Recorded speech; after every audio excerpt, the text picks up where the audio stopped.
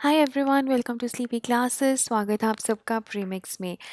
इस वीडियो में हम एक स्पेसिफिक सब्जेक्ट के एमसीक्यूज डिस्कस करते हैं। आज हम डिस्कस करेंगे एनवायरनमेंट के एमसीक्यूज। ये एमसीक्यूज स्टैटिक और करंट अफेयर्स का कॉम्बिनेशन रहेंगे। And once you are done with this video, please do mention your score out of 5 in the comments below. अगर आपका कोई डाउट है तो भी वो आप कमेंट्स में लिख दीजिए। We will try to solve it as soon as possible. And दूसरी चीज़ ये है कि स्कोर कमेंट्स में लिखने का फ़ायदा ये होता है कि suppose you are revising and you are revisiting the video, then you can actually look at your score and maybe see कि आप कितना इम्प्रूव कर चुके हैं। And that really is very motivating, especially towards the end of the your preparation, when the exam is just around the corner, right? Okay, so the first question today is, based on the following statements, identify the national park, wildlife sanctuary, tiger reserve, biosphere reserve. ठीक है, आपको 4 statements दी गई हैं। उनके basis पे आपको बताना है कि इन चारों में से कौन सा सबसे ज़्यादा क्लोजली मैच करता है इन 4 स्टेटमेंट्स को। पहला स्टेटमेंट है, it lies in the foot hills of eastern Himalayas. It is known for amazing sightings of 4 resident hornbill species. It is bounded to the north and west by Kameng River, also known as Bhareli River. It became the first in the 8th state northeast, जो 8 states हैं north east की, to provide insurance cover against COVID-19 to the staff. अब अगर आप इन 4 statements को देखो, आपको एक चीज़ तो क्लियर है। इनफैक्ट इन 3 स्टेटमेंट से भी अगर चौथी नहीं भी है तो एक चीज़ क्लियर है कि ये north eastern part of the country में से है। तो यू विल रूल आउट कि जो इन चारों ऑप्शंस में से नॉर्थ ईस्टर्न पार्ट से नहीं है। But sadly unfortunately in options में सारे ही नॉर्थ ईस्ट के हैं। So now you have to look for other clues, right? For example, Kameng river. Kameng river is very much related to one important protected area. तो if you can relate तो आपके लिए answer derive करना बहुत ही easy हो जाएगा। सो अपना आंसर मार्क कर दीजिए. You can pause the video and you can mark your answer. So the correct answer is Pakke tiger reserve, which is also known as Pakhui tiger reserve. Question आया था कि पक्के टाइगर रिजर्व कौन सी स्टेट में है. I guess in 2017 prelims. इतना simple question था, या 2018 प्रीलिम्स, आई डोंट रिमेंबर. लेकिन क्वेश्चन आया था पखुई टाइगर रिजर्व कौन सी स्टेट में है. ठीक है, आंसर था अरुणाचल प्रदेश. एंड इनफैक्ट ये इतना इम्पॉर्टेंट है, जो 50 टाइगर रिजर्व्स हैं हमारे देश में, बहुत बहुत बहुत इम्पॉर्टेंट है. उनके बारे में जितनी इन्फॉर्मेशन आप गैदर कर सकते हो उतनी कम है.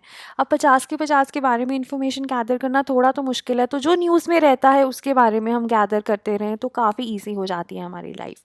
पक्के टाइगर रिजर्व अरुणाचल प्रदेश में पहला एक ऐसा बना है protected area in the north east, जो कि इंश्योरेंस कवर प्रोवाइड कर रहा है COVID-19 फॉर ग्रीन सोल्जर्स को.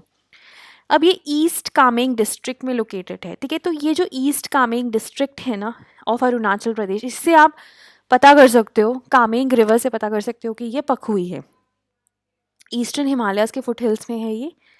And it is also known as Pakhui tiger reserve. अगर हम बात करें, ठीक, और अगर सराउंडिंग एरियाज में we have Nameri national park of Assam, Pakke river and Bareli और Kameng river. Then eastern Himalaya biodiversity hotspot का ये पार्ट है. और many species which are globally threatened, PTR is one of the last remaining stronghold left for these species. Then 4 resident hornbill species आपको यहाँ पे मिलती हैं बहुत ही large numbers में. Then next is regarding Polavaram project. आपको बताना है कौन सी statements incorrect हैं.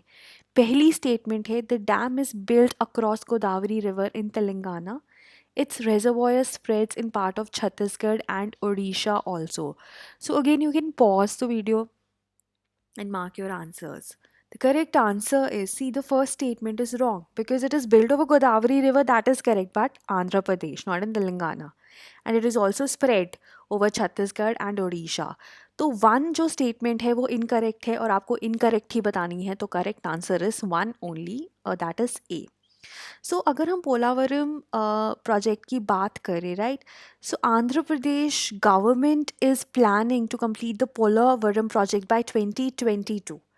ठीक है, ये गोदावरी रिवर के ऊपर है आंध्र प्रदेश में, और ये बेसिकली इंटर बेसिन ट्रांसफ़र भी फैसिलिटेट करेगा to the Krishna river basin. ठीक है, छत्तीसगढ़ उड़ीसा में भी है। और आइडियली अगर हम इसको एक लाइन में डिफाइन करें, multipurpose major terminal reservoir project for development of irrigation, hydro power and drinking water facilities. ये जो प्रोजेक्ट है इसको नेशनल स्टेटस 2014 में दिया गया था। ठीक है, in the Andhra Pradesh bifurcation act, and it's design was changed. So Polavaram is a important project, हमेशा ही न्यूज़ में रहता है, इसके बारे में एक बार ज़रूर देख लीजिएगा डिटेल में। Next question is regarding bio decomposer technique. आपको बताना है कौन सी statements regarding the bio decomposer technique are correct. It is to be used as a base model for biogas plants on commercial level. It is developed under the guidance of the Pusa institute. ठीक है, तो bio decomposer technique भी news में है आजकल, तो कुछ ज़्यादा ही आपको पता होना चाहिए ये किस चीज़ के बारे में है, and then you can easily mark the answer of this question. आप सोच सकते हैं, लेकिन अगर आपने पढ़ा हुआ है तो आपको ज़्यादा सोचने की ज़रूरत नहीं पड़नी चाहिए। Nonetheless, correct answer है two only, because the first statement is wrong, the second statement is correct. देखो, बायो डिकम्पोजर टेक्निक है क्या? स्टबल को मैन्योर में कन्वर्ट करने की एक टेक्निक है। ठीक है, and it is based on the initial results from a farm, जहाँ पे जो बायो डिकम्पोजिंग सोल्यूशन है developed under the guidance of Pusa institute was being tried out by the Delhi government.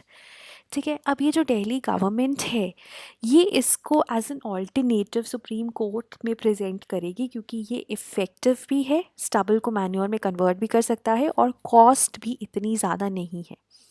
It can be tried by the farmers in Punjab and Haryana. Pusa decomposer क्या है? 7 fungi का mix है। ये fungi enzymes produce करते हैं जो कि पेडी स्ट्रॉ या स्टबल में जो सेलुलोस, लिग्निन और पेक्टिन है उसको डाइजेस्ट कर लेंगे और उसको इवेंचुअली मैन्योर में कन्वर्ट कर देंगे। उससे क्या होगा? फार्मर्स को स्टबल बर्निंग करने की ज़रूरत नहीं पड़ेगी। फार्मर्स स्टबल बर्निंग इसलिए नहीं रोक पाते क्योंकि उनको अगर वो स्टबल को मैनुअली रिमूव करे तो लेबर कॉस्ट है और टाइम है। ये टेक्निक उसको भी सॉल्व करेगी कि एक तो इतना महंगा नहीं है और टाइम भी कम लेगा। जो फंजाई हैं वो 30 टू 32 डिग्री सेल्सियस पे थ्राइव करते हैं, जो कि टेम्परेचर रहता है जब पैडी को हार्वेस्ट किया जाता है। ठीक है, so a liquid formulation is formed using decomposer capsules. ठीक है, आप एक लिक्विड कैप्सूल्स होते हैं, उससे एक लिक्विड फॉर्मुलेशन बन जाती है, एक लिक्विड सोल्यूशन बन जाती है। Then it is fermented for 8 to 10 days and then it is spread on the mixture, जहाँ पे ऑन द फील्ड्स जो मिक्सचर है उसको फील्ड्स पे स्प्रे किया जाता है जहाँ पे स्टबल है, और देन उस स्टबल की बायो डिकम्पोजिशन हो जाती है, क्योंकि ये जो फॉर्मुलेशन है इसमें फंजाई हैं जो कि इंजाइम्स प्रोड्यूस करेंगे जो कि स्टबल को कन्वर्ट कर देंगे मैन्योर में। ठीक है, सो जो फार्मर्स हैं they can prepare 25 litre of liquid mixture with 4 capsules, jaggery and चिक पी फ्लावर। ठीक है, 1 हेक्टेयर ऑफ लैंड के लिए ये इनफ है, और 20 दिन लगते हैं for the degradation process to be completed. Besides कि ये स्टबल को मैन्योर में कन्वर्ट करता है, इसके और भी फ़ायदे हैं कि ये फर्टिलिटी इंप्रूव करता है, प्रोडक्टिविटी ऑफ सॉइल इंप्रूव करता है। ठीक है, क्योंकि जो स्टबल है वो मैन्योर बन जाता है, right. So even fertiliser consumption भी कम होगी। It is efficient, it is effective, cheaper, doable and practical technique to stop stubble burning, eco-friendly and environmentally useful technology. So that is why it has been in news. I hope now biodecomposer technique is clear. The next is Luhri hydro power project कौन सी state में located है? Again if you have read about it this question काफ़ी fairly आसान है। अगर नहीं पढ़ा हुआ then make a guess, right, you can pause and make a guess. So the correct answer is Himachal. ठीक है, हिमाचल में है लूरी हाइड्रो पावर प्रोजेक्ट। अभी क्या है, CCEA cabinet committee on economic affairs ने इन्वेस्टमेंट अप्रूव की है for Luhri stage 1 hydro electric project, जो कि river Sutlej in Shimla and Kullu districts of एचमी पे लोकेटेड है।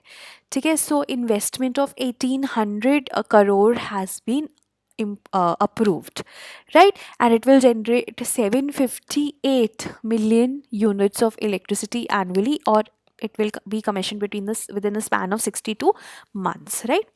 Then last is regarding Paris Agreement. आपको बताना है कौन सी statements सही है. It was signed within the United Nations Framework Convention on Climate Change. It has a target of attaining net zero emissions between 2050 and 2100. It requires developed countries to put forward their best efforts through NDCs. Recently, US formally left the Paris Climate Agreement. तो 4 statements हैं Paris Climate Agreement के बारे में हम पढ़ते रहते हैं हर जगह. कुछ भी क्लाइमेट चेंज से रिलेटेड न्यूज़ में होता है तो पेरिस अग्रीमेंट न्यूज़ में रहता है. इसके बारे में आपको सब कुछ पता होना चाहिए. Even if you are starting the preparation आपको पता होना चाहिए, इसके बारे में पढ़ ले. ठीक है, अपना आंसर मार्क कर लीजिए, पॉज कर लीजिए वीडियो, ऑप्शन देखिए और अपना आंसर मार्क कीजिए. ये ज़रूर ध्यान रखिए कि आपको करेक्ट स्टेटमेंट्स बतानी है. सो the correct answer is 1, 2 and 4. देखो थर्ड स्टेटमेंट क्यों गलत है, क्योंकि डेवलप्ड कंट्रीज़ नहीं, सारी कंट्रीज़ को NDCs बताने हैं. इंडिया ने भी अपने NDCs बताए हैं. ठीक है, सो 2015 में COP21 हुआ था UNFCCC का. ठीक है, कॉन्फ्रेंस ऑफ पार्टीज़ जो कि हर साल होती है. वहाँ पे पेरिस अग्रीमेंट को साइन किया गया था. लैंडमार्क अग्रीमेंट माना जाता है इसे टू कम्बैट क्लाइमेट चेंज. और बेसिकली ये एक्शंस और इन्वेस्टमेंट्स को इंटेंसिफाई करेगा ताकि we have a low carbon future. The idea is to keep the temperature rise below 2 degrees Celsius above pre-industrial levels.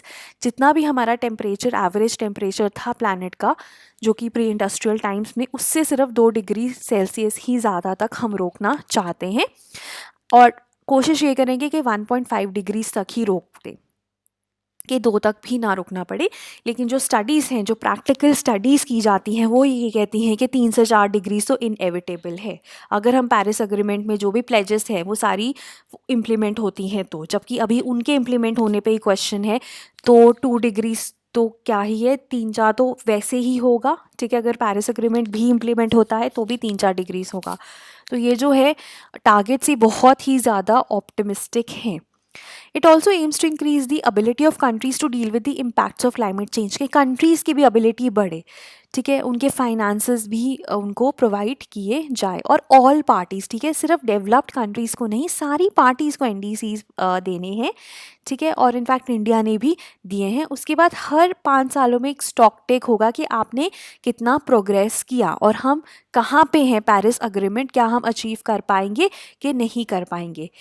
Opened for signature on 22nd April 2016, which was the Earth Day at UN headquarters in New York. और force में ये आया था 2016, क्योंकि जब sign होता है ना तो कुछ मिनिमम कंट्रीज़ को साइन करना होता है for the agreement to come in force. ठीक है, सो जैसे ratification by 55 countries is important. ठीक है, ताकि उसके बाद ही पेरिस अग्रीमेंट फोर्स में आता है. तो 2015 में इसको ये आया था. ठीक है, उसके बाद फोर्स में ये 2016 में आया. ओपन फॉर सिग्नेचर अप्रैल 2016 में था. ठीक है, so these are the 5 questions. I hope आपको क्लियर हुए. अगर कोई भी क्वेश्चन है जिसमें आपको ज़रा सा भी डाउट है कॉन्सेप्ट से रिलेटेड तो आप कमेंट्स में ज़रूर लिख दीजिए. Thank you so much for watching this video.